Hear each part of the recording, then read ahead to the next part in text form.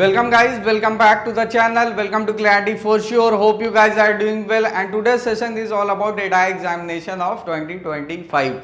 So in this session we'll cover some of the important insurance terminologies which are very important as far as your ADI examination is concerned, right? So as you all know, recently an unfortunate incident took place in Ahmedabad. Yes, I am talking about the plane crash accident of Ahmedabad, where many innocent people lost their lives, right? So here what is important from the exam point of view, to know about some of the important insurance terms, right? As far as the claim settlement is concerned, claim settlement process is concerned, right? So from crash to claim, we will going to cover each and every important insurance terms related to this this particular insurance claim settlement process, right? And these terms are very important from your ADI exam point of view. So here is the glimpse of what we are going to cover in today's session. The first one here is Montreal Convention, right? Montreal Convention. The second one is Hull Insurance, HULL, Hull Insurance. The third one is third party liability. Fourth one is underwriter, and finally fifth and the last one is reinsurers and reinsurance, right? So these are the 5 topics which we are going to cover in today's session, right? So let's start the session here. Here is our first topic, that is Montreal Convention Guide, right? So what is this? What is this Montreal Convention Guide? This is basically an international treaty. Why I am calling this an international treaty? Because this treaty has been signed by multiple countries. And what is this? What is this treaty is all about? So basically this is an framework, a set of rules which clearly defines the passenger rights and the liability of the airlines company towards their passengers as far as the air traveling is concerned, right? So here each and every rules are set whenever there is loss of baggage or delay in flight or any inconvenience faced by the passenger, right? So the airline companies are liable to pay the compensation to the passenger, and whenever there is death of the passenger, right, the airline companies are set obliged, or they are entitled to pay the compensation to the passenger's family on the behalf of the passenger, right? So whenever there is death or any severe injury of the passenger, the compensation will be paid to the passenger's family, right? So this is basically an customer or passenger centric framework, right, which clearly states the rights of the passenger and liability of the airlines towards their passenger. Clear? So this particular convention was signed in the year 1999, right? 1999. And if you ask me about whether India is signatory of this particular treaty or not, so yes, India is signatory of this particular treaty, but not in the year 1999, but later on in the year 2009, around May or June 2009, right? So this must be a potential question ki when the India becomes signatory of this convention guide, and India become 91st country to sign this treaty, right? 91st country in the year 2009 to sign this particular treaty. Clear? So in the case of death or severe injury, right, this particular guide sets the amount in terms of HDR. Matlab, whenever there is loss of life, the compensation is paid and it is calculated as per HDR value. As per HDR value. What is this HDR? This is basically an special drawing rights. This is basically a supplement foreign reserve, right? Supplement foreign reserve which was launched. This is not an currency, but this is a value, right? which was launched by IMF in the year 1969. कब launch हुई थी? 1969 में, जब US dollars और gold reserve का जो crisis आने लगा था लेटर ऑन 1960 में, जब क्राइसिस फेस की जा रही थी, सो एक सप्लीमेंट फॉरेन रिजर्व के तौर पे इसे लॉन्च किया गया था in the year 1969. Although this is not an currency but this is an value asset of IMF, IMF and IMF countries. ठीक है, तो करेंटली SDR के अंदर जो है 5 करेंसी है. लास्ट जो रिसेंटली 2015 या 16 में ऐड की गई थी वो चाइनीज युआन ऐड की गई थी. जो पहला करेंसी है वो है USD, US dollars, euro, pounds, Japanese yens.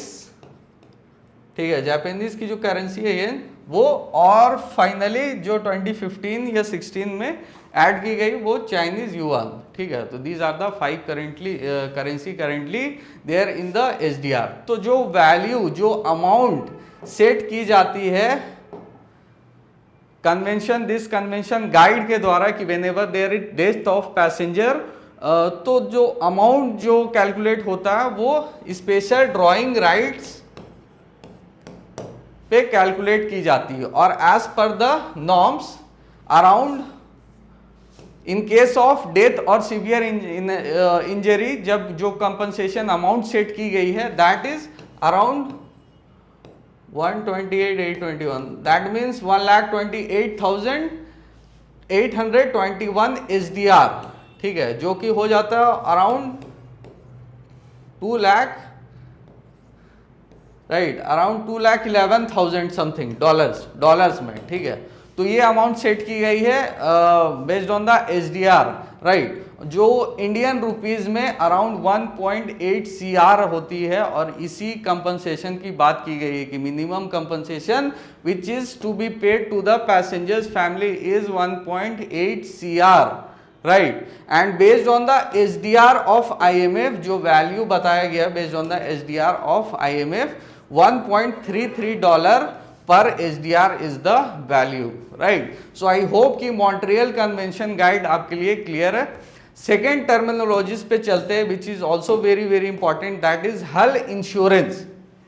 ठीक है, हल insurance, what is it, what is this हल इंश्योरेंस? बेसिकली जो एयरक्राफ्ट होता है ये उसे कवर करता है. एयरक्राफ्ट की जितनी पार्ट्स होती हैं, इंपॉर्टेंट पार्ट्स, हल का मतलब क्या है? एयरक्राफ्ट की सामने वाली जो पोर्शन होती है उसे हम लोग हल बोलते हैं, राइट. सो एयरक्राफ्ट की जितनी भी इंपॉर्टेंट एंटिटी जैसे इंजन्स हो गया, फिर स्पेयर पार्ट्स हो गए, तो वो इस इंश्योरेंस के अंदर कवर होता है. मतलब पूरा एयरक्राफ्ट इस इंश्योरेंस के अंदर कवर होता है. Whenever is there is loss of any aircraft, तो compensation will be paid to the airline company on the behalf of insurance company, right. So it provides coverage for physical damage or loss to the aircraft itself, right. मतलब aircraft का ये insurance को हल insurance बोलते हैं. Including the fuselage, engines, instruments, avionics and other fixed component. जितने भी fixed components है ये सारे को कवर करता है, right. So it is the aviation counter part. This is an aviation counter part of the marine हल इंश्योरेंस. बेसिकली पहले क्या होता था, पहले जो है पहले शिप्स ही ज़्यादा फ्रीक्वेंटली यूज होते थे. तो ये जो हल इंश्योरेंस का कॉन्सेप्ट आया है वो आया है मैरीन इंश्योरेंस से. मतलब जो शिप्स की इंश्योरेंस हुआ करती थी उससे ये कॉन्सेप्ट आया. लेटर ऑन इसका एविएशन काउंटर पार्ट बन के सामने आया जो एयरलाइन कंपनी के पास आया. मतलब जो एयरलाइन हेलीकॉप्टर्स या फिर प्राइवेट जेट्स को कवर करने लगा. तो ये बेसिकली ये कॉन्सेप्ट आया था मैरीन हल इंश्योरेंस से. मतलब मैरीन का जो शिप्स का जो इंश्योरेंस हुआ करता था उससे ये कॉन्सेप्ट आया एविएशन में, right. So it is designed for airlines companies जो होती है उनके लिए, charter companies, private aircraft owners and helicopter operators, right. So this was all about the hull insurance. Next is our third party liability, right. So इस graph के मदद से हम लोग, इस डायग्राम के मदद से हम लोग समझेंगे कि क्या है third party liability. Basically first party इसमें कौन हुआ?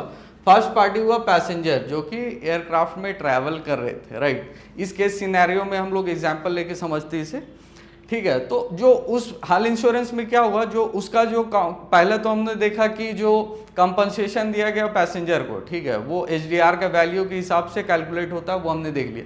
सेकंड देखा हेल्थ इंश्योरेंस, ठीक है, तो एयरक्राफ्ट जो क्रैश किया उसका जो कवरेज है वो किसके अंडर आएगा, वो हेल्थ इंश्योरेंस के अंदर आएगा, ठीक है। थर्ड जो हमारा आता है थर्ड पार्टी इंश्योरेंस, ठीक है। वहां पे जहां पे क्रैश की ये जो इंसिडेंट हुआ, एक मेडिकल कॉलेज मेडिकल हॉस्टल में क्रैश हुआ, ठीक है।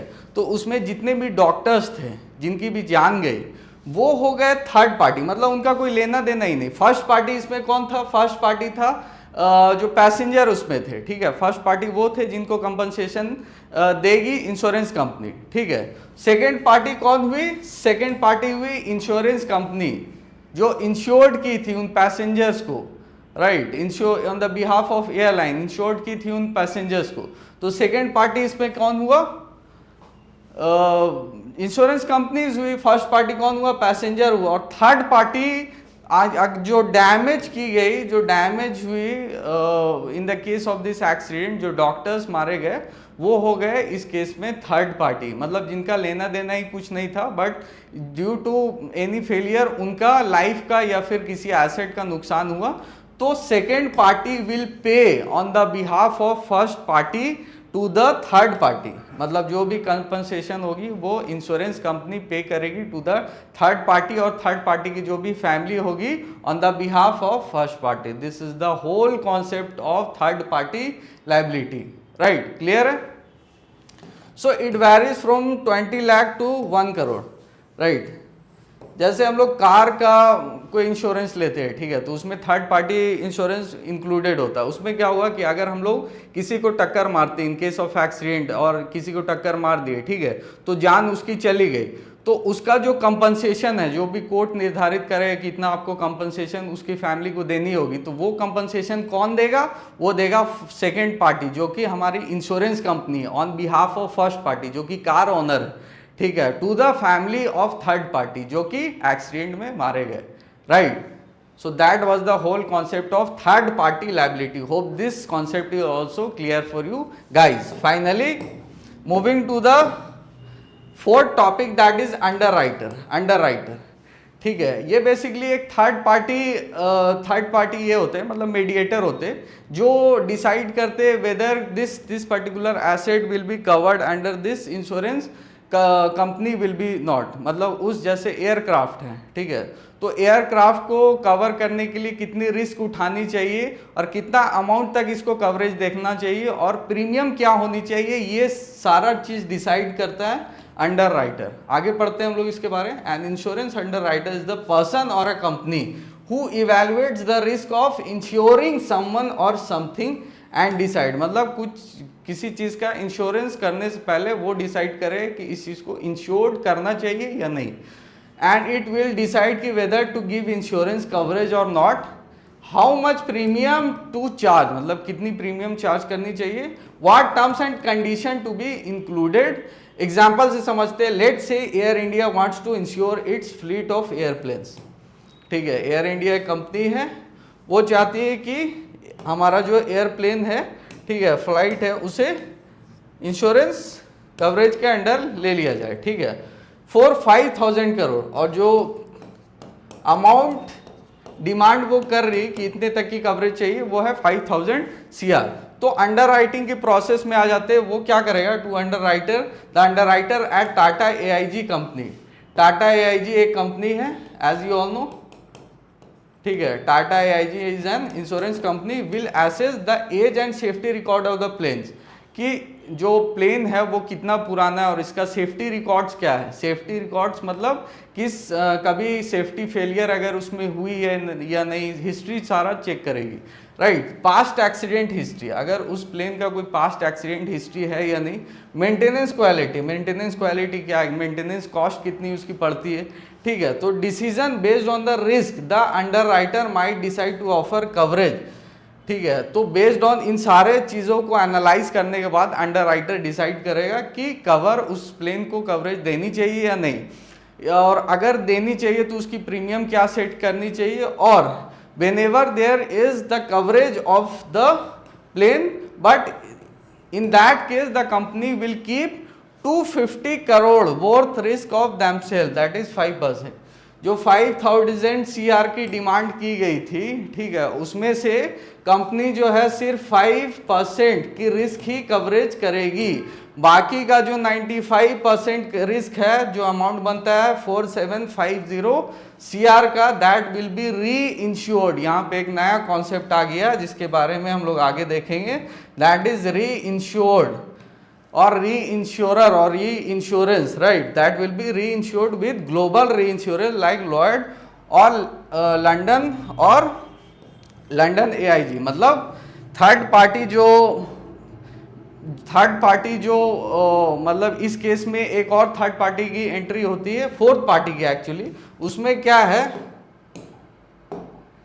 कि री इंश्योरर का जो कॉन्सेप्ट है वो है कि providing insurance to the insurance company. मतलब इंश्योरेंस कंपनी अपने लाइबिलिटी को किसी और को ट्रांसफ़र कर दे रही है, किसी और इंश्योरेंस कंपनी को ट्रांसफ़र कर दे रही है, राइट। आउटकम इसका क्या हुआ कि if there is a crash and the claim is 1000 CR। जब भी क्रैश का सिनेरियो आता है और क्लेम जो है 1000 CR बनता है, मतलब 1000 करोड़ का क्लेम बनता है, तो Tata AIG will only pay 50 CR, मतलब उसका 5% जो कि 50 करोड़ बनते हैं वही सिर्फ टाटा AIG पे करेगी। बाकी का 95% will be paid by the reinsurer company, right, reinsurer company. This was the whole concept of underwriter, ठीक है। And finally last but not the least, the concept of reinsurance और the reinsurer, ठीक है। इसके बारे में हम लोग समझते हैं। होता क्या है कि बेसिकली री इंश्योरेंस किसको बोलते हैं? इंश्योरेंस कंपनी को इंश्योरेंस प्रोवाइड करना, ठीक है। मतलब इंश्योरेंस कंपनी अपनी लायबिलिटी को किसी और को ट्रांसफ़र कर देती है, बदले में उसे प्रीमियम देना पड़ता है, राइट। जैसे कि कस्टमर को इंश्योरेंस कंपनी को प्रीमियम देना पड़ता है, तो सेम सिनेरियो यहाँ पे, ठीक है। तो Tata AIG and new India assurance typically underwrite A small share often less than 5%, ठीक है, जो कि 5% से भी कम या 5% तक शेयर अपने पास रखता है। बाकी का pass on majority of the risk to the global reinsurer like London AIG और लॉयड्स ऑफ लंडन। अब आपको ये बताना है कि इंडिया में जो री इंश्योरर कंपनी है वो कौन है। इंडिया में सिर्फ एक ही री इंश्योरेंस कंपनी है, उसका क्या नाम है? Please tell me in the comment section.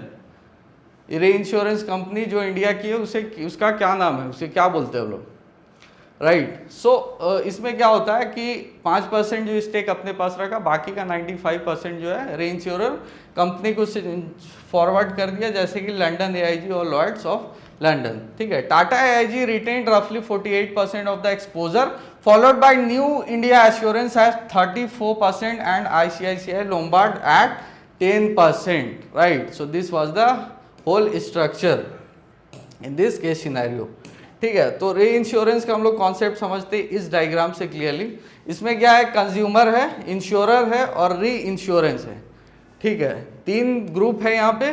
Consumer जो इंश्योरेंस खरीदता है in case passenger, right. So passenger ने, सपोज पैसेंजर इंश्योर्ड है, ठीक है, दूसरा इंश्योरेंस।